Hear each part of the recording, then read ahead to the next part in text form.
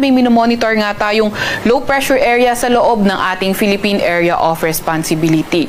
Kanina alas 3 ng hapon, ito ay huling namataan sa layong 570 kilometers silangan ng Virac, Catanduanes. Etong low pressure area na ito, nakikita nga natin na posibleng lumapit o hindi kaya tumawid sa landmass ng Luzon area.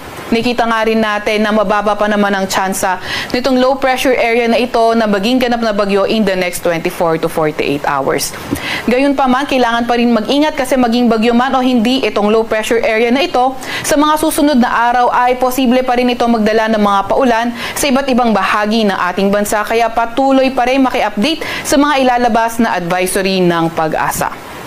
Para naman sa lagay ng panahon, sa Quezon, sa Bicol Region, Northern Samar at Eastern Samar, asahan nga natin na yung trough extension nitong low pressure area na ito as early as tonight ay posible magdala ng maulap na papawirin at mga kalat-kalat pag-ulan, pagkidlat at pagkulog sa mga nabanggit na lugar.